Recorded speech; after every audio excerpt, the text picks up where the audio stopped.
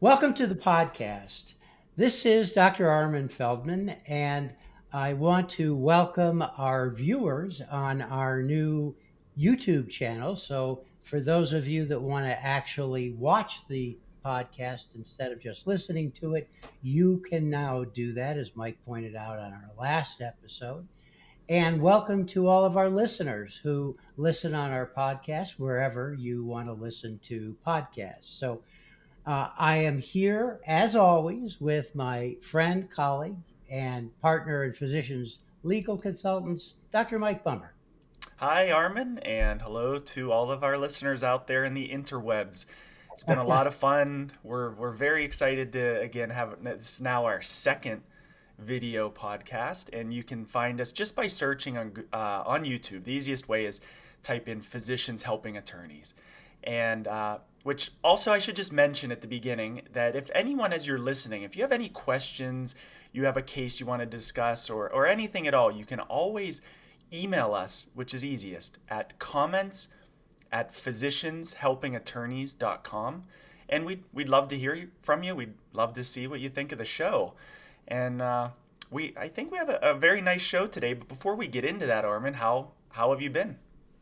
Great, actually. I've been, as you know, Mike, I've been batching it this week. So, uh, as a Christmas tradition, my wife Holly and her sisters get together every year and do their famous Christmas cookies, particularly their Santa cookies that they actually started doing with their mom when they were kids, and they've carried on this tradition. So last year, Holly's sister Amy came from Minneapolis to our house for the factory production of Christmas cookies. And this year, her sister Jonah lives in Boulder, and Holly flew out to Minneapolis. And from what I understand, they're ready to open their own retail store. Of course. How nice. Awesome. How about you? Well, busy with the holidays. As you know, I have a young daughter, and it's been a busy time of year. Her birthday is this month, too, which always Right. adds extra excitement for her and the family.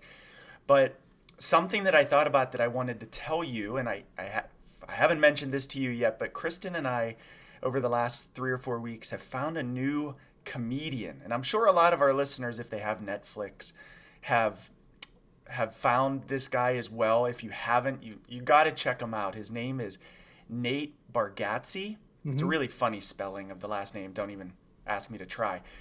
But he hits on a lot of stuff that to me I almost feel sacrilegious saying this, but he's almost like a Seinfeld-esque tone about him, the way he points out daily life and the world we live in and how silly it can be at times, and the funny situations he finds himself in, and he's just hilarious. Very Right. deadpan. He delivers his stories really well. So you and Holly should check him out. Great. Well, it's always great to laugh, right? Absolutely. Yeah.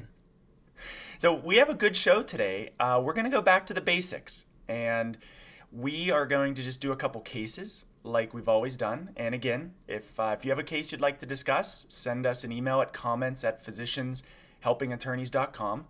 But our first case is going to be a typical car crash, and then I'm going to discuss a standard of care merit analysis. So Armin, why don't you start off with the car crash case? Great.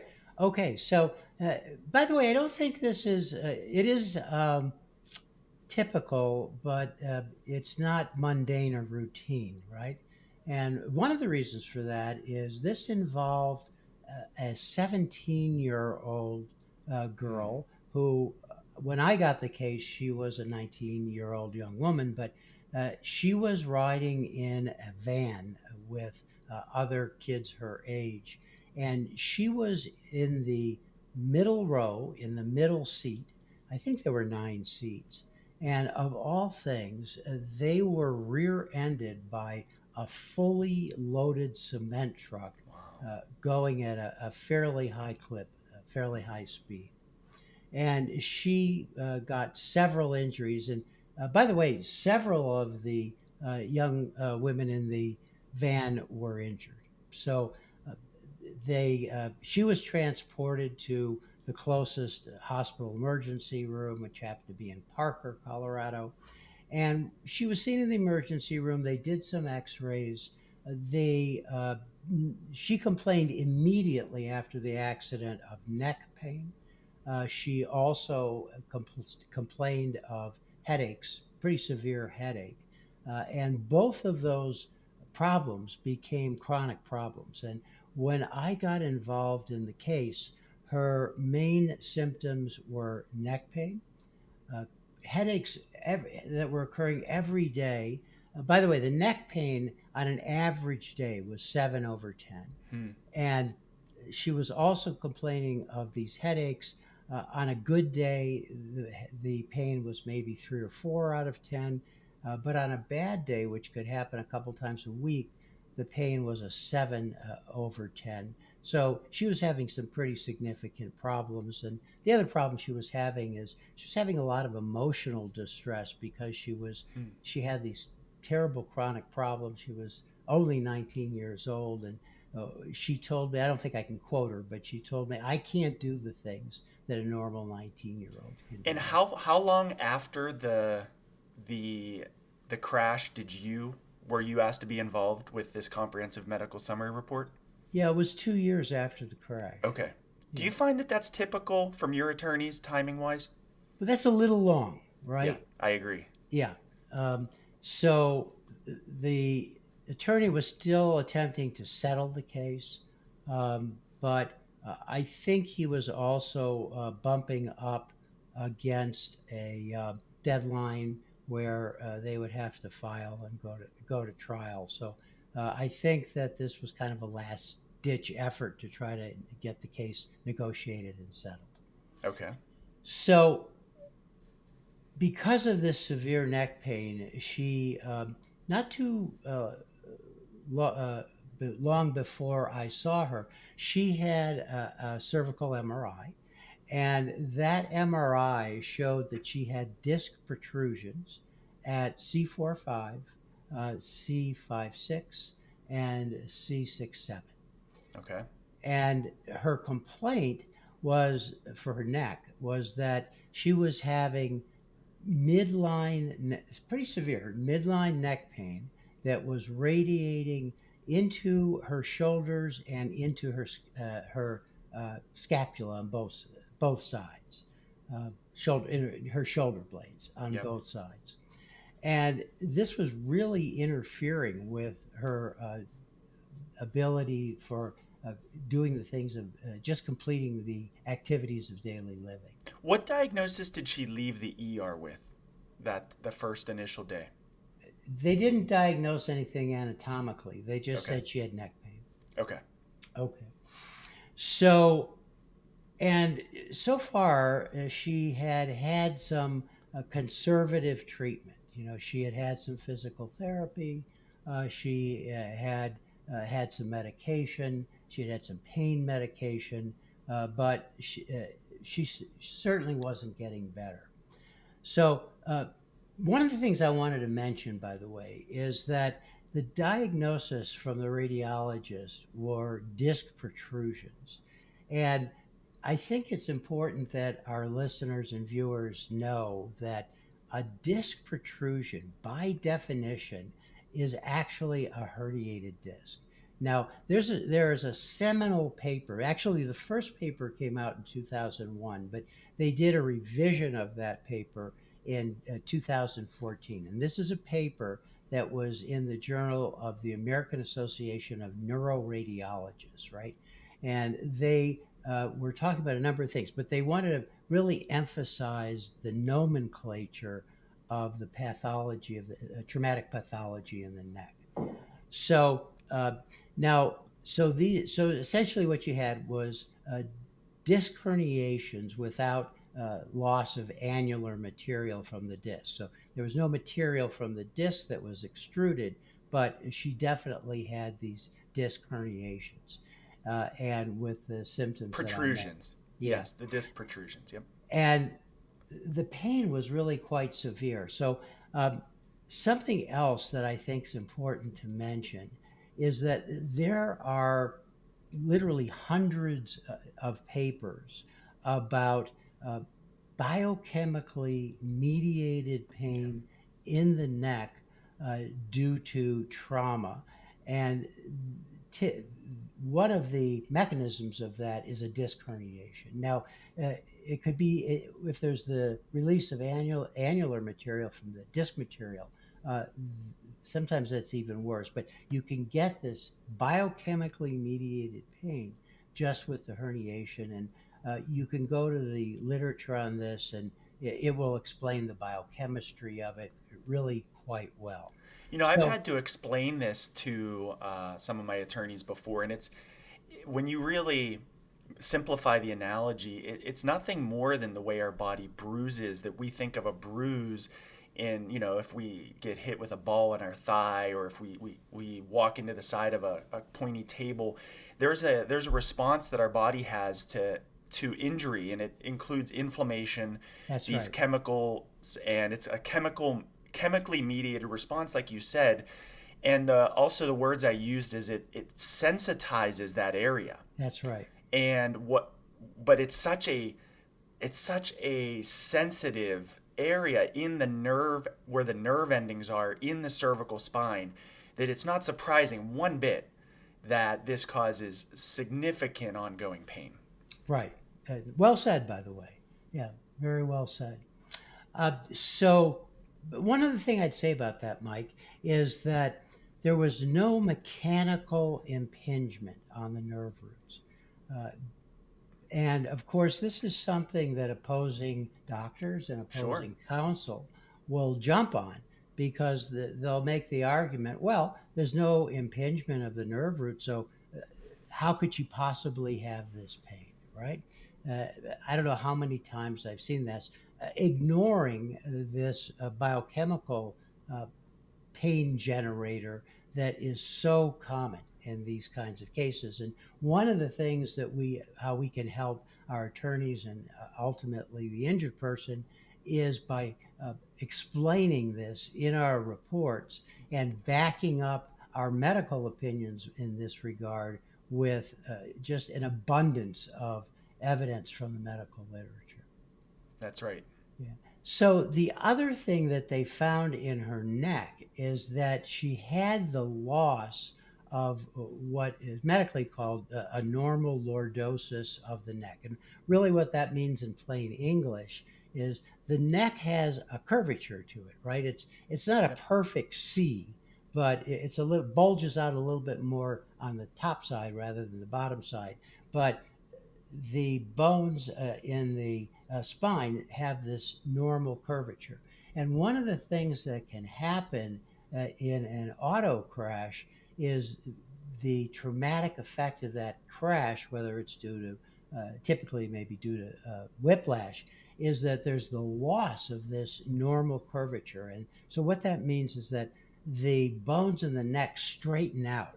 Occasionally they can even reverse, right? Mm-hmm. But more commonly, those bones are going to straighten out. And when the vertebrae straighten out, that puts a tremendous amount of pressure on really the whole system, the joints, the ligaments, the tendons, the facet joints that hold one segment up against the next. And this this loss of the normal lordosis of the neck can become a chronic problem. And one of the interesting things is if you go to the literature and look at this, uh, it's clearly spelled out. I mean, you can get pain up and down all of the segments of the cervical spine, but one of the things that is common to this, and we might use the word pathognomonic, right, is Mm-hmm. absolutely characteristic of this condition, is if there has been a straightening out at C45. Was this measured in this young girl? It wasn't. In Oh. fact, one of the good question, by the way. And one of the recommendations I made to the attorney in my recommendation section is get another MRI, have it done, and have it read by somebody that really understands this, how these traumatic uh, neck injuries actually occur, and how they look. and get measurements, because you can go ahead. What?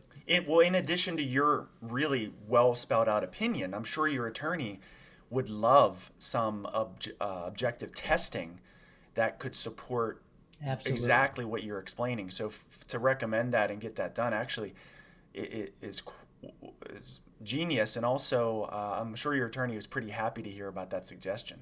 Yeah, yeah. So, and that's exactly what I told him, Mike. We're absolutely on the same page there, because you can go to the literature and find out um, how many millimeters it has to be changed for that to be a pathologic change.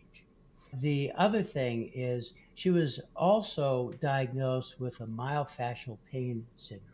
And the reason I want to bring this up is this is a soft tissue injury. And so sometimes these soft tissue injuries get poo pooed or by, Yep. again, by opposing doctors, opposing counsel. And uh, these soft tissue injuries are very well spelled out in the medical literature. And this is damage to the muscles, the tendons, and the ligaments, not only that are just right alongside uh, the bony structures in the neck, but also could be throughout the neck and actually down into the back.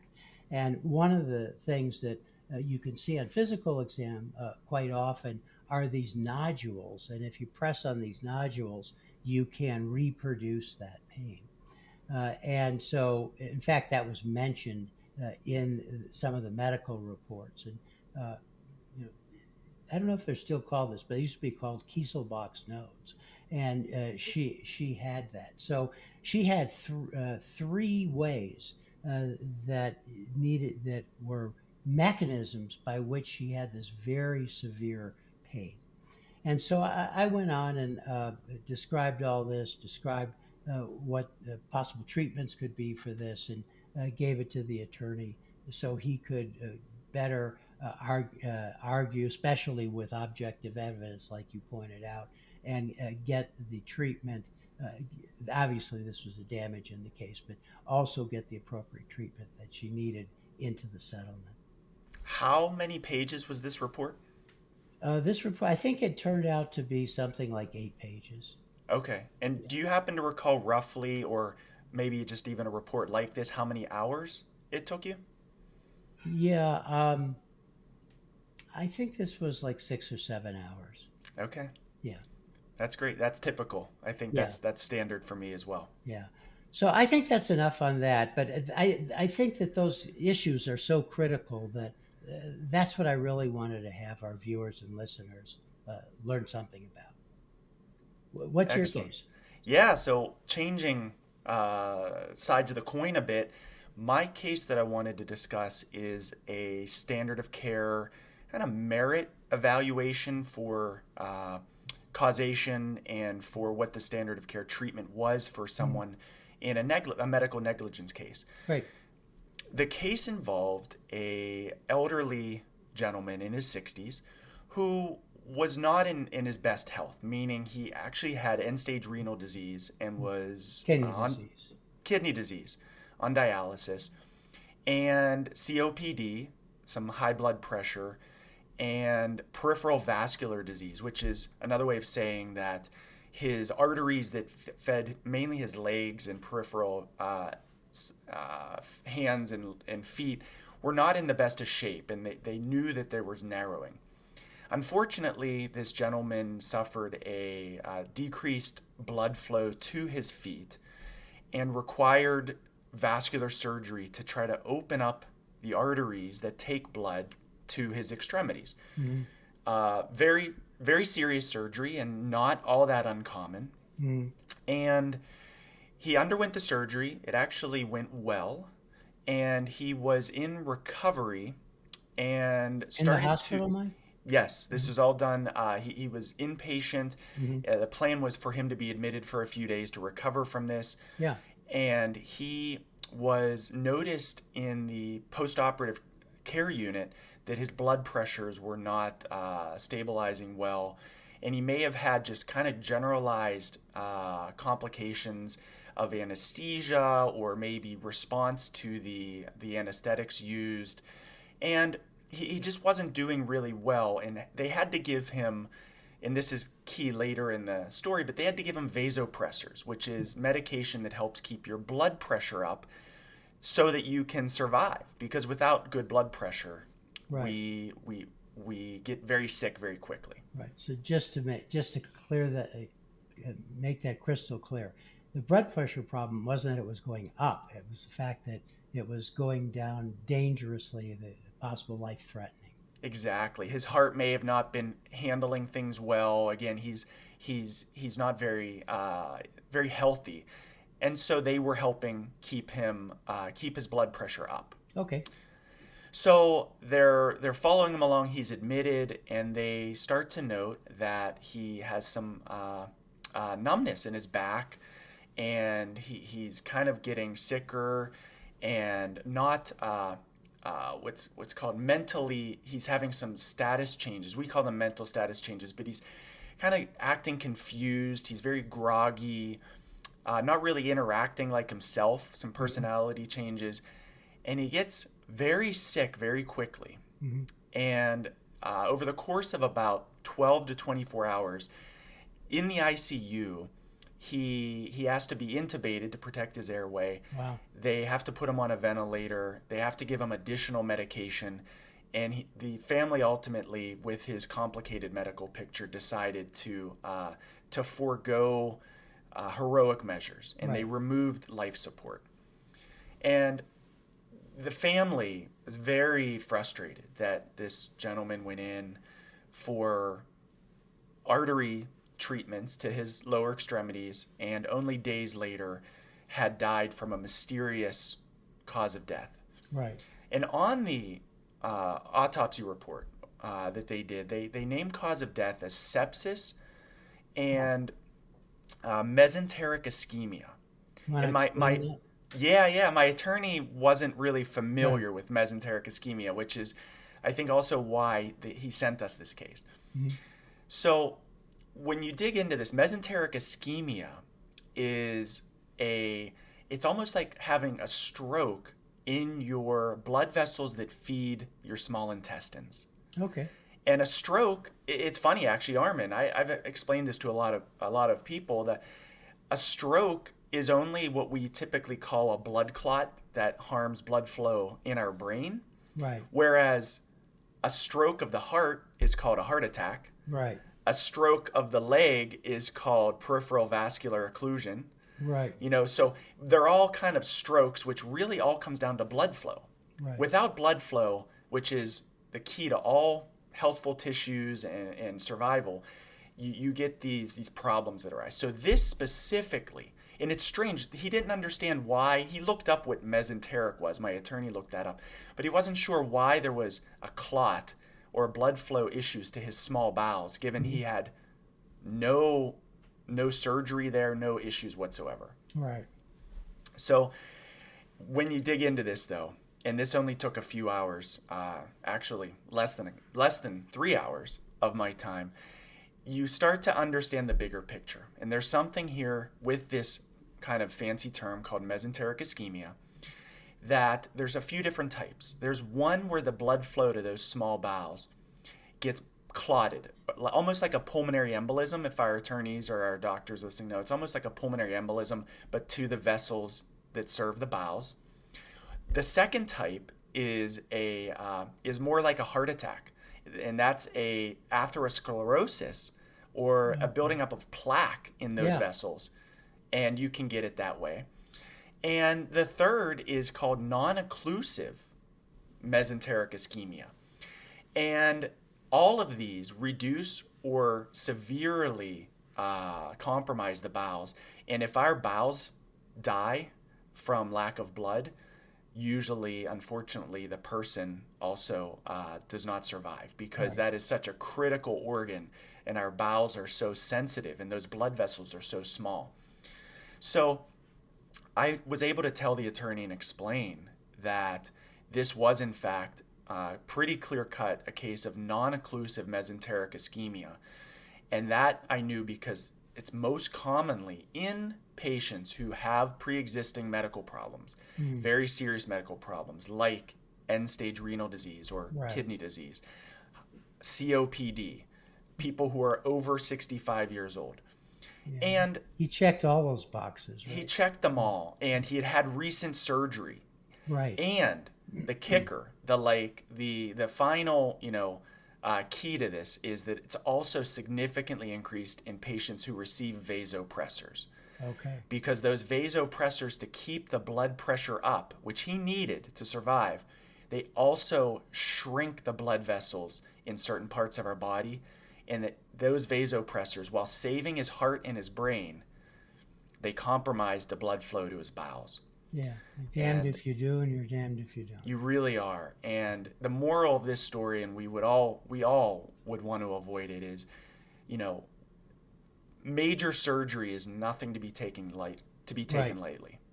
And when it can be avoided, when there's alternatives, when we can preventatively be healthier, it's always preferable.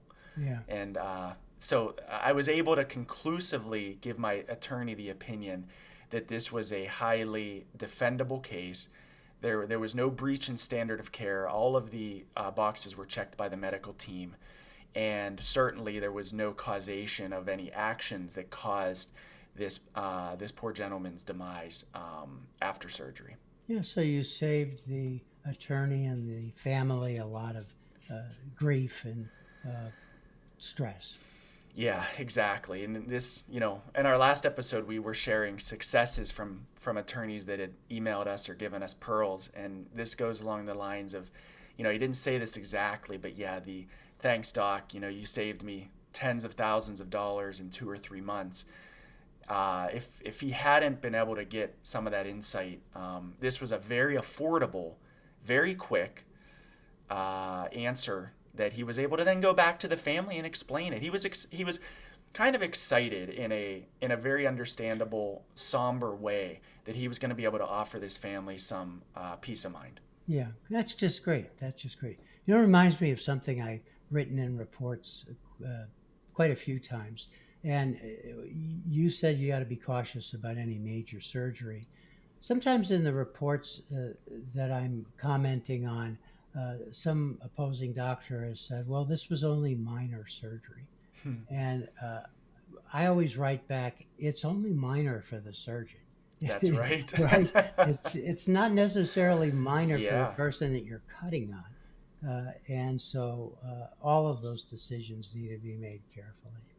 That's exactly right. Yeah. Well, I think we should wrap up. What do you think? Yeah, I don't have anything else. I did want to mention that if you're a physician listener and you would like some information about some training to actually learn how to do medical legal consulting, send us an email at comments@physicianshelpingattorneys.com. And certainly, if you're an attorney listener and have a case or a question, use the same email address. And if you are watching this on YouTube, please go ahead and click the subscribe button so you don't miss an episode. And also click that bell. There's a notification bell that will alert you with a notification whenever a new episode is published. And of course, feel free to hop over to our podcast where the audio version, if you're jogging or if you're on your way to work, and you can find us on Google Play Store, iTunes, wherever you listen to your podcasts. Yeah, and please click that follow button so you don't miss an episode. So thanks for listening and thanks for watching, and we really look forward to having you on the next episode. We would like to thank you for tuning in to today's episode. And we really want to help you to increase case value, save attorney time, and do it without breaking the bank. We're really looking forward to 2024, and so go ahead and click that subscribe button, hit the notification bell so you're notified of any new episodes. And we look forward to having you on the next episode.